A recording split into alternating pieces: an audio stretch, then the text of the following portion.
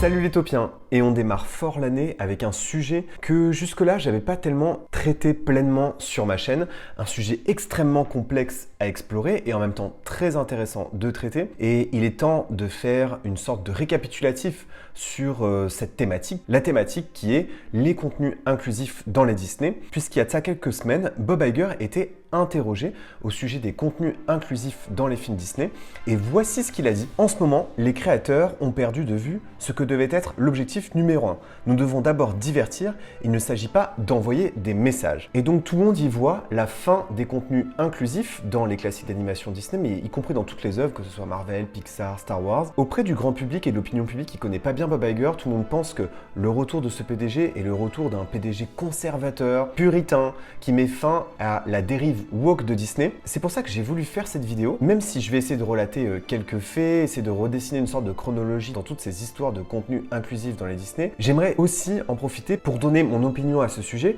mais surtout aussi pour déconstruire quelques préconçus, à la fois au sujet de Bob Iger et à la fois au sujet des contenus inclusifs dans les films Disney. Car non, Bob Iger n'est pas le puritain que le grand public croit qu'il est soudainement devenu, et au contraire, il le dit lui-même d'ailleurs dans cette interview, il a plutôt été un artisan de cette culture de l'inclusion. Il cite un exemple emblématique de sa carrière qui est la sortie du film Black Panther en 2018.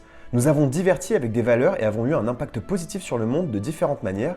Black Panther en est un excellent exemple et j'aime pouvoir divertir en insufflant des messages positifs et avoir un bon impact sur le monde. C'est fantastique, mais cela ne devrait pas être l'objectif principal. Avant de redessiner l'histoire des contenus inclusifs dans les Disney, pourquoi Bob Iger dit ça maintenant et pourquoi il est autant catégorique? La raison, elle est simple, elle est purement commerciale.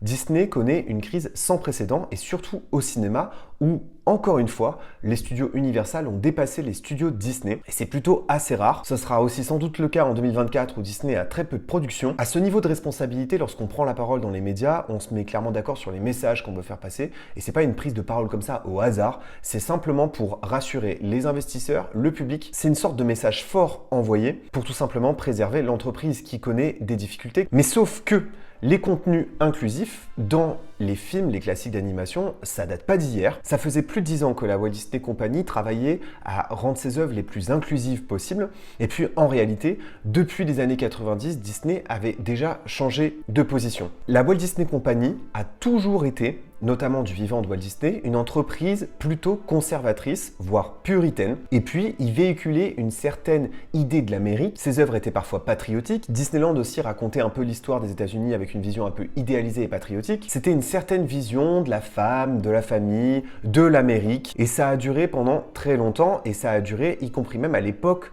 où l'entreprise a essayé de se transformer, il y avait une sorte d'entre-deux qui a duré comme ça pendant presque plus de 10 ans. Ça change en 1984 quand Michael Eisner arrive à la tête de l'entreprise. Il se revendique lui-même comme étant un libéral, un progressiste, il est connu pour ça dans le milieu hollywoodien, et donc ça va se ressentir assez vite sur les classiques d'animation. La première princesse Disney aux cheveux roux, dans certains classiques d'animation, le rejet d'une forme de patriarcat, pour la première fois des princesses Disney issues de cultures non occidentales, la dénonciation de la colonisation, des partis pris féministes, comme dans mon classique d'animation préféré qui était Mulan. À l'époque, c'est très bien perçu par le public, c'est le nouvel âge d'or de la Walt Disney Company, et ça dure comme ça pendant toutes les années 90 jusqu'au début des années 2000. Ensuite, c'est bien sûr le studio Pixar qui prend le relais. Au début, les films Pixar sont pas tellement inclusifs, et peu à peu ça vient. Et puis les Pixar sont toujours des films complexes qui abordent des thématiques profondes comme l'abandon, la mort, la vieillesse. Dans Là-haut par exemple, ça m'avait marqué, il y a une critique de l'urbanisation. Dans Wall-E, il y a une critique là aussi de la société de consommation. Vice versa, c'est une sorte de métaphore sur l'exclusion et le harcèlement à l'école. Et puis pendant cette période, arrive à la tête de la Walt Disney Company,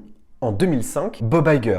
Bob Iger, celui qui a fait grossir le capital de l'entreprise en rachetant Pixar, en rachetant Star Wars, en rachetant Marvel, et qui, lors de l'inauguration de Hong Kong Disneyland en 2005, se tourne vers ses propres collègues et leur dit « Mais attendez, notre dernière princesse Disney date des années 90. Il est temps de faire comme du vivant de Walt, quand les studios marchent un peu moins bien, on ressort une princesse Disney. » Et c'est à cette époque que John Lasseter, président du studio Walt Disney Animation et directeur artistique du studio Pixar, s'est attelé à la création du film La Princesse et la Grenouille, qui est pour moi l'œuvre Disney la plus réussie dans la catégorie inclusion, une relecture moderne du conte des frères Grimm, avec la première princesse Disney afro-américaine, où pendant toute l'histoire, on aborde des thématiques assez fortes sur l'émancipation sociale. Il y a une scène qui m'a marqué dans La Princesse et la Grenouille, c'est la toute première scène, c'est lorsque les deux petites filles jouent à la poupée, que l'une se voit déjà être princesse alors que l'autre ne se voit pas du tout être princesse, parce que de toute façon, elle peut pas rêver de ça, étant donné son milieu, sa couleur de peau, donc elle a un autre rêve, et c'est finalement l'inverse qui va se produire, et c'est finalement elle qui va se retrouver en position de devenir princesse.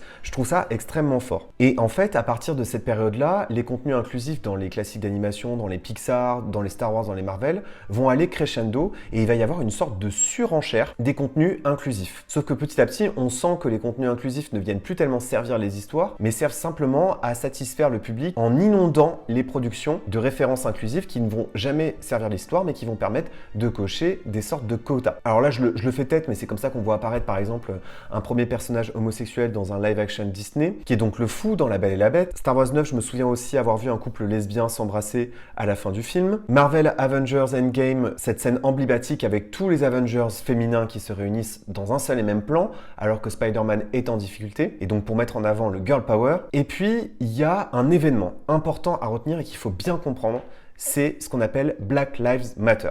C'est ça qui a changé la dynamique des contenus inclusifs. Il y a toujours eu des contenus inclusifs dans les classiques d'animation Disney, et ce depuis plus de 20 ans, mais c'est ça qui va changer la dynamique. Black Lives Matter repousse Disney dans ses retranchements, parce qu'il y avait notamment une pression à ce moment-là, à la fois des artistes et du public, sur certaines œuvres Disney. C'est donc à ce moment-là que est actée la suppression de Splash Mountain pour le remplacement d'une attraction sur l'univers de La Princesse et la Grenouille.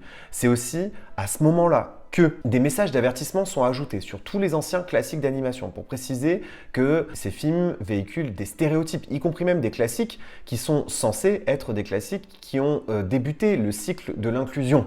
C'est un peu le serpent qui se mord la queue. Des films comme Aladdin, par exemple, comportent des messages d'avertissement alors que Aladdin représente justement ce nouvel âge d'or Disney qui mettait en avant d'autres cultures. Et puis, il y a un deuxième élément déclencheur qui va à nouveau modifier la dynamique des contenus inclusifs dans les Disney. Et c'est là que la Walt Disney Company s'est pris les pieds dans le tapis. Qu'est-ce qui s'est passé?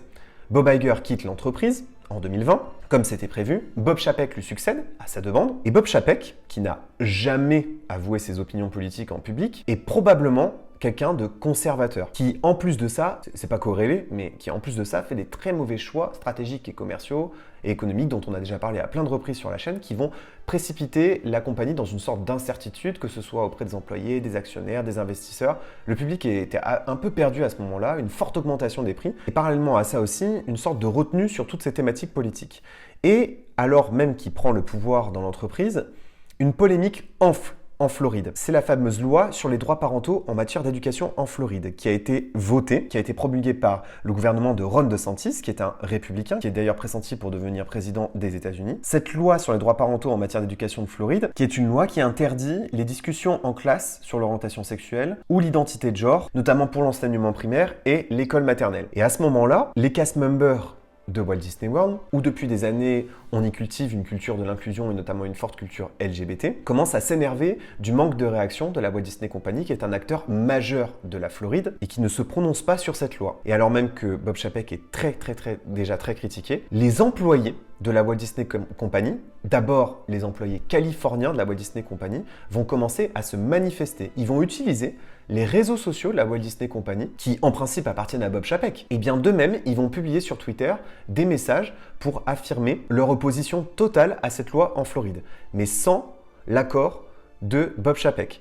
Pixar avait publié un message, Star Wars aussi avait publié un message. Finalement, tous les studios se sont mis. Bob Chapek, poussé dans ses retranchements, a fini par se prononcer publiquement sur cette loi en disant qu'il ne pouvait pas l'accepter et qu'il l'a rejetée. Ce qui a déclenché un conflit juridique historique dans la région entre la Walt Disney Company et l'État de Floride. Un conflit aujourd'hui qui est plutôt défavorable à la Floride, qui était une sorte de commedia dell'arte, qui allait mener à rien, puisque évidemment, si la Walt Disney Company se porte mal dans cette région, c'est toute une partie de la Floride qui pourrait mal se porter. À ce moment-là, Bob Chapek prend une posture, mais sauf que tout le monde se rend bien compte que c'est une posture qui n'est pas spontanée. Et à ce moment-là, plein de studios, comme Pixar, Disney Animation, avouent être régulièrement censurés sur toutes les scènes inclusives qu'ils proposent. Donc, ils dévoilent au grand jour auprès du public et de tous les autres salariés de la Walt Disney Company qui sont censurés sur des scènes LGBT, des scènes inclusives. Et donc Bob Chapek, à ce moment-là, avant de quitter l'entreprise, décide, pour calmer le jeu, d'accepter toutes ces scènes-là. Et toutes ces scènes-là, c'est des scènes qu'on a récemment vues dans des films comme Buzz l'éclair, le fameux couple aussi homosexuel dans Avalonia. Ça a à nouveau changé la dynamique des contenus inclusifs, et en fait, on s'est retrouvé avec des productions Disney qui étaient finalement noyées de références inclusives dans les films. Et quand Bob Iger est de retour à la tête de l'entreprise, il arrive notamment pour rassurer les artistes, leur promettre une liberté créative. C'est le retour du démocrate assumé, puisque Bob Iger est un démocrate assumé, qui a affirmé avoir voté pour Hillary Clinton en 2016, qui s'est fermement opposé à Donald Trump, notamment sur la question des accords de Paris et donc sur le climat, et qui avait rarement caché ses propres ambitions politiques, Bob Iger ayant parfois réfléchi à une carrière personnelle dans le Parti démocrate. Donc quand on le fait revenir à la tête de l'entreprise, c'est pour continuer sur cette dynamique de l'inclusion, lui-même étant un initiateur de ce type de contenu. Mais sauf que, lorsqu'il revient à la tête de l'entreprise, les parcs Disney sont boycottés en Floride, et les films Disney sont boycottés dans les salles de cinéma, y compris même quand ces derniers ne sont pas forcément 100% inclusifs. Et les spectateurs ne se rendent plus en salle par principe, en fait. Et il y a une forte culture du boycott aux États-Unis, que ce soit dans un sens comme dans l'autre. Et on en vient donc à cette déclaration de Bob Iger qui finit par dire « Stop au contenu inclusif, on est là pour divertir ». Et maintenant qu'on a retracé un peu cette histoire, ça m'amène à ma propre opinion. Parce que parfois, en commentaire, vous m'avez souvent reproché de prendre parti pour les contenus inclusifs. En fait, c'est pas du tout le cas. Je me considère pas spécialement comme un cinéphile, bien que, évidemment, en tant que passionné Disney, j'ai vu presque la quasi-totalité de la filmographie Disney. Et je suis plutôt, disons, un consommateur de blockbusters. Je vais au cinéma à peu près 1 à 3 fois par mois. Et je me souviens, il y a quelques années, avoir eu une discussion avec un oncle. On parlait de ça, justement, des contenus de plus en plus inclusifs. Et je me souviens qu'il avait, lui qui pour le coup est vraiment un passionné de cinéma, lui déjà, par principe, il me disait, c'est une mode. Et il m'a dit, dans les modes, il y a à boire et à manger. Et il m'a dit cette chose qui m'a marqué, il m'a dit, quand tu vas au cinéma, avant de te poser la question du contenu inclusif, pose-toi la question, est-ce que c'est un bon film ou pas? Première question. Et enfin, est-ce que cette mise en avant des minorités, je me souviens qu'à l'époque on parlait de la communauté LGBT, et il m'avait dit, pose-toi la question à chaque fois de cette mise en avant de la communauté LGBT, est-ce qu'elle sert l'histoire? Et ça m'a marqué qu'il me dise ça, parce qu'on venait de voir un film justement qui s'appelait Les Figures de l'ombre, où là, la couleur de peau, la classe sociale est au cœur de l'histoire. Et tout ça sert l'histoire. Et ça raconte quelque chose de fort. Et il m'a dit, ça m'a marqué, si c'est un bon film, alors le contenu inclusif ne te dérangera jamais, soit parce qu'il sert l'histoire, soit parce que tout simplement, il est suffisamment bien placé au bon moment et qui ne perturbe pas au contraire le reste de l'histoire, et que l'histoire est plus puissante que ça. Si le contenu inclusif est dérangeant, omniprésent, répétitif et qui ne sert pas l'histoire, à ce moment-là, tu es en train de regarder un navet. Pour moi, le meilleur exemple de ça, c'est les films Buzz l'éclair et Avalonia, que j'ai pourtant bien aimé parce que j'aime beaucoup la conquête spatiale et la science-fiction, et aussi parce que Avalonia m'a rappelé un peu les classiques d'animation des années 2000. Mais c'est vrai que là, pour le coup, ça ne sert à rien dans l'histoire. Lorsque le personnage principal avoue sa romance avec un autre garçon, son grand-père ne réagit pas. Il dit « Ah, ok », et il passe à autre chose. Donc la mention de cette relation, son coming out, cette romance, elle ne sert à rien à part pour être mentionnée, pour cocher la case du quota. Mais sauf que dans la vraie vie, ou dans une histoire intéressante, le grand-père ne réagirait pas comme ça. Soit il se braquerait, soit au contraire il ferait une déclaration extraordinaire disant qu'il n'y avait pas à s'inquiéter, il n'y a rien de mal. Et à ce moment-là, la romance et la relation entre les deux est replacée au cœur de l'histoire et vient servir l'histoire. Et je pense que c'est ça qu'a voulu dire Bob Iger. Disney n'a pas à se positionner en donneur de leçons de comment doit se comporter ce grand-père. Finalement, c'est un peu l'image que donne le film là. Vous devez réagir comme ça, point barre.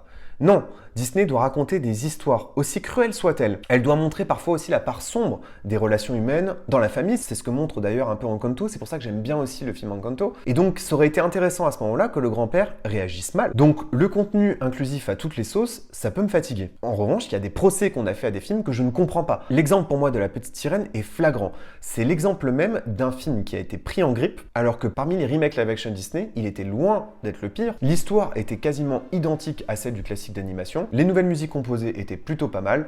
La prestation de l'actrice principale était plutôt aussi intéressante. Surtout qu'au final, le film n'avait rien de subversif. Donc pour moi, La Petite Sirène Noire, comme il y a eu d'ailleurs d'autres princesses noires dans la série Once Upon a Time, dans une fiction des milliards de fois réadaptée d'un conte tombé dans le domaine public depuis des dizaines et des dizaines d'années, non, ça ne me dérange pas particulièrement. Ce que je regrette simplement avec les contenus inclusifs, je trouve qu'ils sont poussés de manière un peu répétitive et superficielle dans les films. Et en ça, je peux comprendre aussi une forme de lassitude du côté du public. Donc voilà, je voulais revenir sur ce sujet complexe, mais en même temps qui me passionne et qui vous passionne aussi, bien entendu, et j'ai très hâte de lire vos avis à ce sujet. Mais vous verrez que parmi tous ces classiques d'animation qui marchent pas depuis environ 5-6 ans, un peu comme ceux des années 2000, ils finiront par rencontrer leur public. D'ailleurs, très souvent, lorsqu'ils sortent sur Disney+, ils réalisent des records d'audience, preuve que le public aussi se détourne des salles de cinéma à cause des plateformes de streaming, et donc il faudra sans doute aussi repenser le business model aux États-Unis, où la chronologie des médias est très resserrée. Mais vous verrez que pour certaines générations d'enfants, ces films quand même resteront dans leur cœur et ils y trouveront aussi leur compte, bien que évidemment on ne soit pas du tout en ce moment dans une sorte d'âge d'or de l'animation et qu'on espère bientôt retrouver une sorte de fulgurance créative. J'avoue l'avoir un peu retrouvé avec The Wish, que j'ai particulièrement aimé, mais qui n'a pas du tout rencontré son public, notamment aux États-Unis. Mais il faudra attendre de voir la sortie sur Disney+. Merci d'avoir regardé cette vidéo, les Taupiens. N'oubliez pas que vos rêves sont éternels. Bye!